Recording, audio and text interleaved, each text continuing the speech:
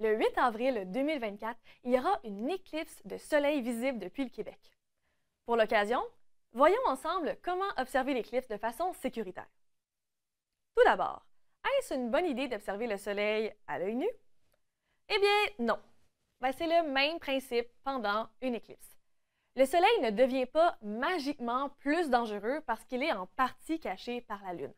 En fait, c'est jamais une bonne idée d'observer le soleil à l'œil nu, qu'il soit là au complet, comme pendant une journée ensoleillée, ou qu'il soit en partie caché par la Lune lors d'une éclipse. Il ne faut juste pas regarder vers le soleil, ça pourrait endommager nos yeux de façon permanente. Il y a seulement un seul moment où on peut regarder vers le soleil sans protection, et c'est lors de la totalité. La phase de totalité de l'éclipse va durer de quelques secondes, environ 3 minutes, tout dépendant où vous êtes. Mais sinon, si ce n'est pas pendant la totalité, il faut utiliser d'autres méthodes pour observer le soleil. Donc, regardons ensemble quels objets on peut utiliser pour observer une éclipse. À commencer par les classiques lunettes de soleil.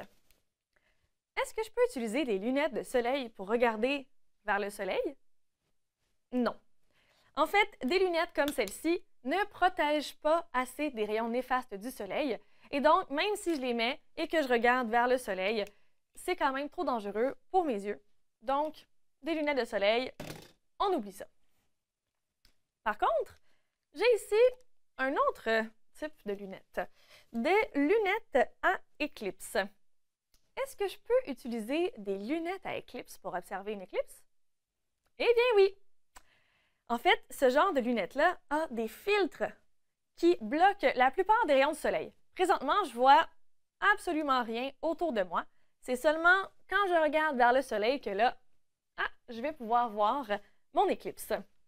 Alors, des lunettes à éclipse, ça, on peut les utiliser. OK, prochain objet. J'ai ici une feuille de papier. Est-ce que je peux utiliser une feuille de papier pour observer une éclipse? Eh bien oui, mais peut-être pas de la façon que vous imaginez. Je ne vais pas l'utiliser comme ça, la rouler et regarder vers le soleil. Ça, on oublie ça.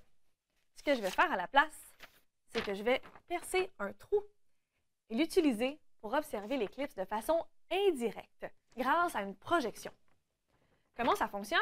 Tout d'abord, je me mets dos au soleil. Très important, dos au soleil.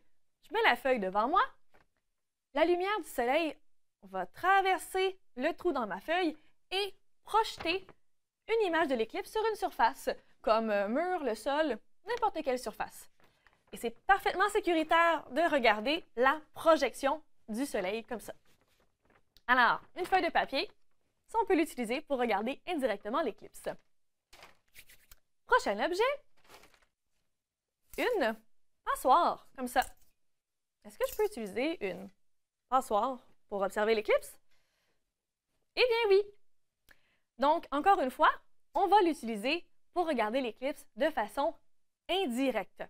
Donc, je ne vais pas me la mettre sur la tête. Non, non, non. Je ne vais pas non plus regarder l'éclipse comme ça à travers. Non plus. Je me mets dos au soleil. La passoire devant moi et la lumière du soleil traverse chacun des petits trous dans ma passoire et projette une image de l'éclipse sur une surface. Comme pour la feuille de papier, je peux utiliser la passoire pour regarder l'éclipse de façon indirecte. Ensuite, est-ce que je peux utiliser un miroir pour observer une éclipse? Eh bien non. Même si je me mets dos au soleil et que je mets le miroir devant moi, la lumière du soleil va être réfléchie directement dans mes yeux et ça, c'est très dangereux pour nos yeux. Donc, les miroirs, on oublie ça pour l'observation des éclipses. Et finalement, mon dernier objet, une boîte de céréales. Est-ce que je peux utiliser une boîte de céréales pour observer une éclipse? Eh bien oui, mais ça demande un peu de bricolage. La première étape, c'est de manger les céréales de la boîte, mon étape préférée. Ensuite, commence le bricolage. Je vais faire 2 trous ici sur ma boîte.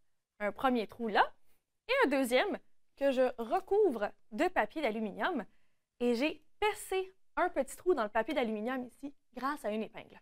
C'est par là que la lumière du soleil va entrer.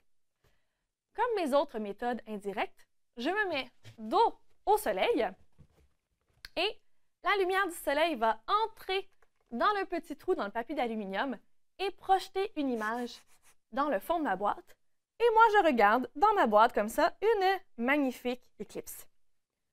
Pour mieux la voir, j'ai même collé une feuille de papier blanc dans le fond de ma boîte pour plus facilement voir mon éclipse. Alors voilà la boîte de céréales, une autre manière que vous pouvez utiliser pour observer l'éclipse. Si vous n'êtes pas fan de céréales, n'importe quelle boîte en carton peut faire l'affaire.